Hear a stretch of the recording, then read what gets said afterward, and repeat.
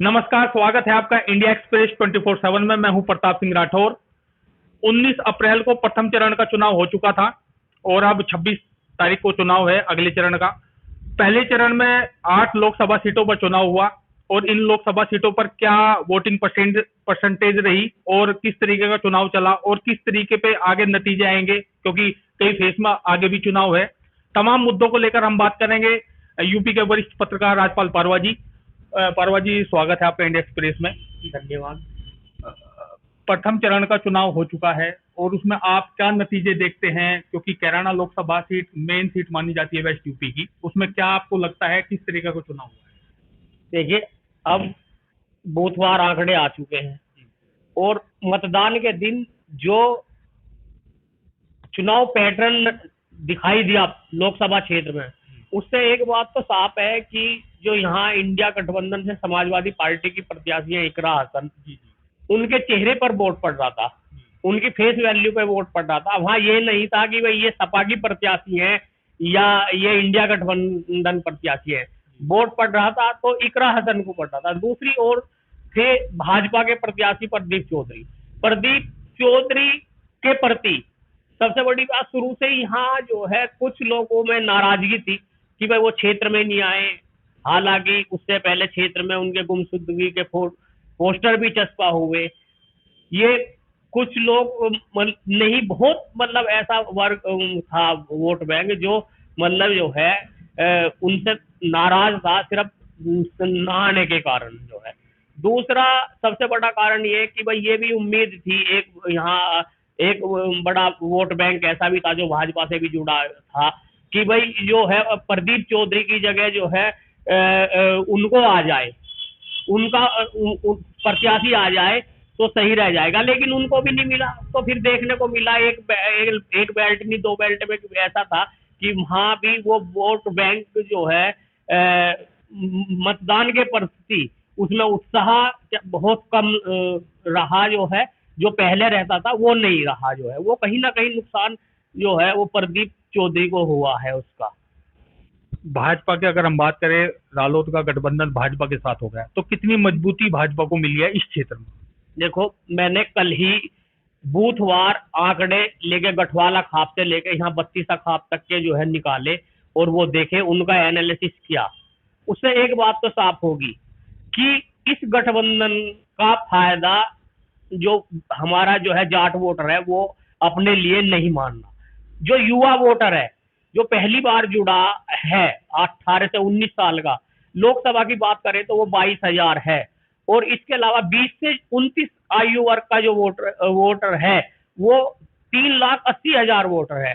तो हमने बूथों पर भी मतदान के दिन कई युवाओं से बात की जो पहली दफे वोट डालने थे या जिनकी जॉब नहीं लगी थी, पेपर लीक से परेशान थे, जो आर्मी की तैयारी कर रहे थे। उनमें एक बड़ा जो है रोष था भाजपा के प्रति, इसमें कोई दो राय नहीं, मैं नाम ले रहा पार्टी का। भाजपा के प्रति रोष था कि भाई अग्निवीर योजना आई। मैं लाख गांव में था तो वहां एक लड़के ने बताया मैं 6 महीने देहरादून ट्रेनिंग कर रखा था एयरफोर्स की, लेकिन जैसे ही ये अग्निवीर आई तो सब कुछ जो है असफल हो गया। तो हमारा वोट तो कम से कम भाजपा को नहीं जाएगा जो है। और भी लड़के थे वहां वहां भी। फिर उसके आप दूसरे हमारे गठवाला उसके चौधरी का गांव है लिसाड़, वहां भी मुझे ऐसे कई लड़के मिले, उनका भी यही कहना था। लेकिन इतना बात है कि वो बिल्कुल साइलेंट था, बिल्कुल वो किसी से जो है कह नहीं रहा था कि भाई मुझे कहाँ वोट डालना। हमने भी बड़ी कुरेद के पूछा उनसे, जो है माइक पे बोलने को वो तैयार नहीं थे, लेकिन जो है जब हम मौखिक उनसे पूछ रहे थे कि भाई छापने के नहीं, तो उन्होंने जो ये सब जो है जिक्र किया जो है। तो कहीं ना कहीं मेरा है कि भाई गठबंधन से जो है युवा वोटर वो नाखुश था। हालांकि जो 50+ वोटर था जो जाट वोटर है, उसे जरूर क्या नाम है ये था कि भाई चौधरी साहब को जो है भारत रत्न मिल गया तो सम्मान किया, लेकिन वो भी इसे जो है बड़े उसमें नहीं देख रहे थे। कुछ ऐसे वोटर भी थे जाट कम्युनिटी में कि भाई जो है वो किसान आंदोलन के दौरान जो धरना प्रदर्शन 13 महीने हुआ, 750 किसानों की जाने गई और एमएसपी की गारंटी नहीं मिली आपको। किसान 2022 तक किसान की आय दोगुनी नहीं हुई है और आप कई अन्य जो ऐसे ही मुद्दे थे जिनको उनमें कहीं ना कहीं निराशा थी कि भाई जब हमें सब कुछ नहीं मिला, क्या एक भारत रत्न के लिए हम भाजपा को वोट कर दें। तो वो भी बूथ तक जाने में उसने या तो वो गया नहीं, और गया तो जो है वो कहीं ना कहीं खिसका है। मतलब जो इतना बड़ा फायदा गठबंधन से नहीं हो रहा है भाजपा को, जितना वो संभावनाएं लेकर चल रहे थे। अगर भाजपा यहाँ पर उम्मीदवार बदलती तो क्या स्थिति रहती? हाँ, इसमें कोई दो राय नहीं है। कम मेरा अपना मानना है कि अगर यहाँ भाजपा उम्मीदवार बदल देती तो जो है वो जो एक यहाँ एक तो एक्टिवनेस आ जाती, जो कार्यकर्ता निष्क्रिय हुआ तो वो जो है वो एक्टिव हो जाता, और एक्टिव होने के बाद जो है मत प्रतिशत भी बढ़ता जो है। तो इससे जो बड़ा लॉस जो है भाजपा प्रत्याशी के न बदलने से भी मतलब जो है रहा है। अच्छा, आप भी रिपोर्टिंग में रहे, मैं भी सुबह से देख रहा था, कई सुबह के समय तो कई बूथ खाली पड़े थे, मतदान बहुत कम परसेंटेज है। बिल्कुल आप सही कह रहे हैं। अब मैं फिर आपको एक बार गठवाला की ओर लेकर चलता हूँ। गठवाला के जो महत्वपूर्ण गांव थे, लाखलीसाट, बावड़ी, ये सब जो है जोन 10 में आते थे। एक किवाना गांव में हमें जोन 10 के जोनल मजिस्ट्रेट मिल गए। हमने उनसे बात की तो 11 बजे 17.62% मतदान था। ये वही वोटर था जो जो बहुत तेजी से जो है वोट करता था। मैं भी आश्चर्यचकित, वे भी आश्चर्यचकित, वोटर आखिर वोट कब डाल लेगा। 11 बजे तक के उन्होंने आंकड़े बताए थे, 12:30 बज रहे थे उस समय। तो क्या मतलब बहुत एक निराशा थी। वो वोट डालने जा ही नहीं रहा था। वो उसे भाजपा को वोट देनी नहीं थी, और दूसरी जगह वो इतना मतलब सिक्योर नहीं कर पा रहा था। अगर कर पा रहा था तो वो दे रहा था वहां दूसरी जगह भी वोट जो है। मुजफ्फरनगर लोकसभा सीट पे आप क्या आइडिया लगाते हैं? मुजफ्फरनगर लोकसभा सीट में जबकि भाजपा के ही मंत्री डॉक्टर संजीव बालियान और पूर्व विधायक संगी सोम की भी जुबानी जंग चल रही थी, उसमें कहाँ तक आप क्या मानते हैं, क्या नतीजे रहेंगे? देखो, जहां तक मुजफ्फरनगर का मेरा अपना मानना है, बहुत ही संघर्ष का चुनाव है। और जिस तरीके से देखा जा रहा था कि राजपूत में बहुत मतलब विरोध वहां रहा है। संगीत सोम जो पूर्व विधायक है वहां भाजपा के, उनके समय समय पर कई चौंकाने वाले बयान भी आए हैं। इन बयानों से जो है कहीं ना कहीं जो है संजीव बालियान को बड़ा नुकसान होने जा रहा है। मैं आपके जानकारी के लिए बता दूं कि जिस दिन मतदान हुआ उसी दौरान मेरे पे एक वहाँ भाजपा के विधायक रहे हैं, और उनके साथ वो पीए रहे हैं, मेरे मित्र हैं। उनका मेरे पास फोन आया, उन्होंने यहाँ की जानकारी लेनी चाहिए। मैंने यहाँ की दी। जब उन्होंने मुझे वहाँ की जानकारी शेयर की तो उन्होंने मुझसे यहाँ तक कहा कि भाई साहब 80% तक अपना जो खेड़ आराधना ये गांव जो सेंटर है ठाकुर चौबीसी के, 80% तक वो जो है साइकिल पे गए हैं। मगर जो दूसरे गांव है, दूरी के गांव है कि भाई मेरा अपना वो गांव है, उन्होंने अपने गांव का लेके मेरे यहाँ भी 50% तक जो है राजपूत समाज का वोट जो है समाजवादी पार्टी तक गया। आप ये बताइए, ये वही वोट बैंक है जो भाजपा को मिला 2019 में।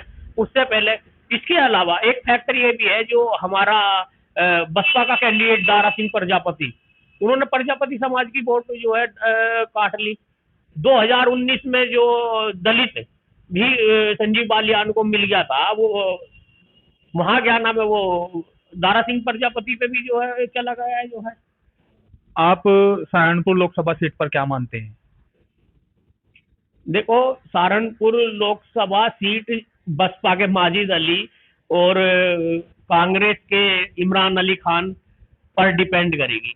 ये जितना मजबूती से चुनाव लड़ेंगे दोनों, उतना भाजपा को फायदा होगा। कहीं ना कहीं जो है मुस्लिम मतों का जो बंटवारा है वो उसी पे ही जो है भाजपा प्रत्याशी की जीत डिपेंड करेगी।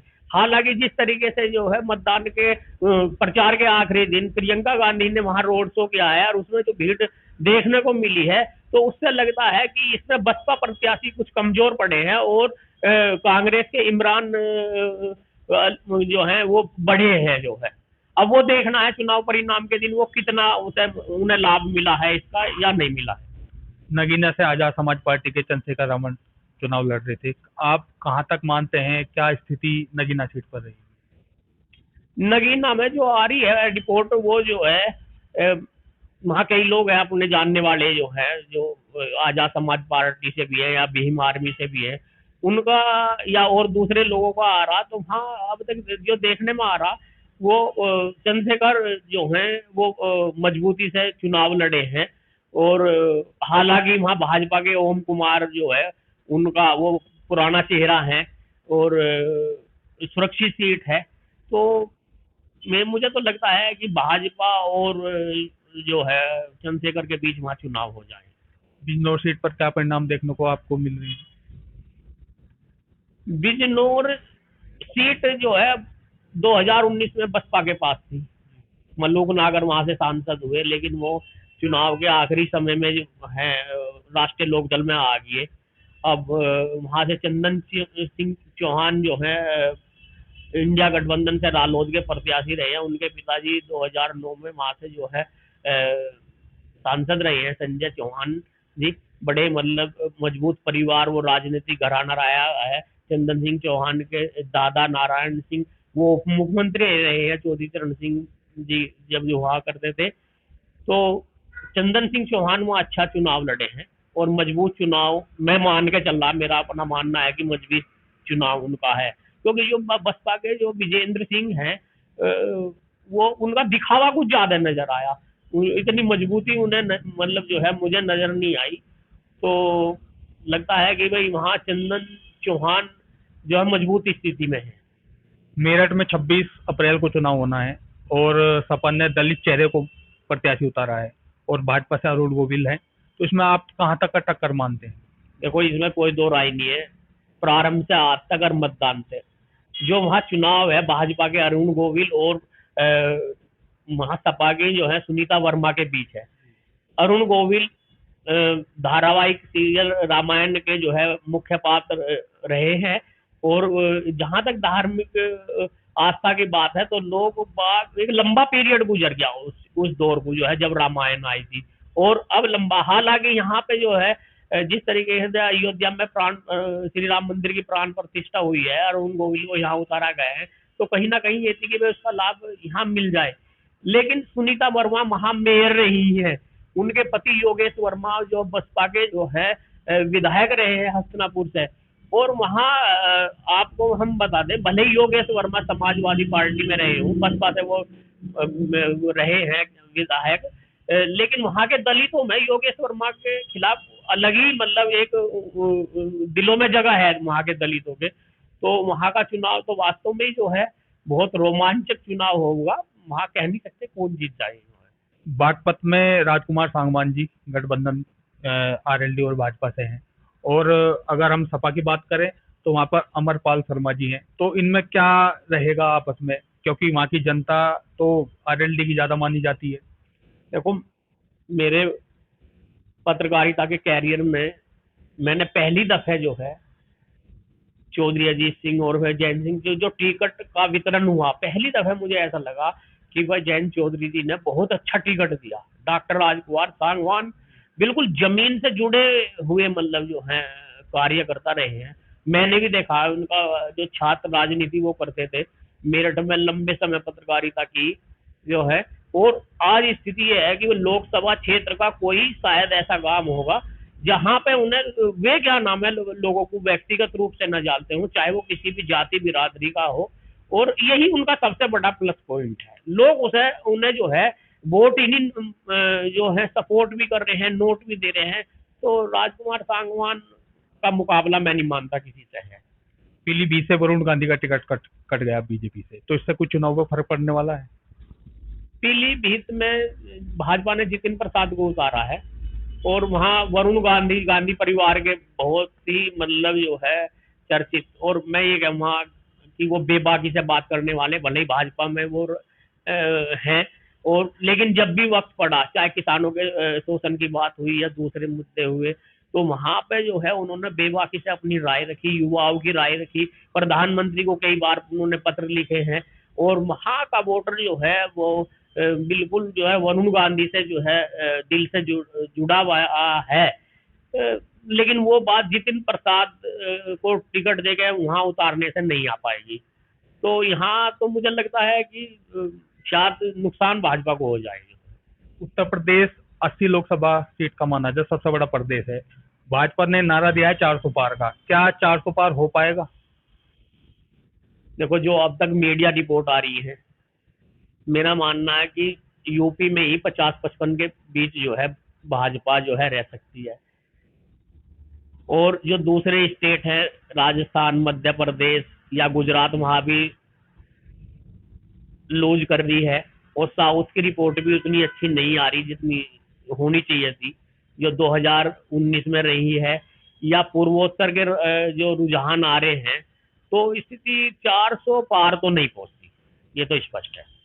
तो क्या स्थिति रहेगी, कितनी कितनी तक का स्थिति रह सकती है, क्योंकि नारा ही 400 पार का दिया गया है और पहले ही चरण के चुनाव से थोड़ा झटका लगता जा रहा है बीजेपी को, तो इसका कुछ फर्क आगे भी पड़ेगा। देखो, मेरा तो अपना ये मानना, अगर इस भाजपा को बहुमत मिल जाए तो ये भी बहुत बड़ी बात होगी। तो ये हमारे साथ राजपाल पारवा जी वरिष्ठ पत्रकार थे और इन्होंने तमाम मुद्दों पर हमारे से बात की कि क्या होने वाला है और क्या स्थिति इस समय चल रही है, क्योंकि 26 तारीख में अगले चरण का चुनाव होना है और जो इसका रिजल्ट आएगा 4 जून का आएगा और 4 जून में देखेंगे किसके सिर पे सेहरा बनता है भारत का, यानी कि पूरे भारत का कौन प्रधानमंत्री बनते हैं। हमारे चैनल को लाइक कीजिए, सब्सक्राइब कीजिए। धन्यवाद।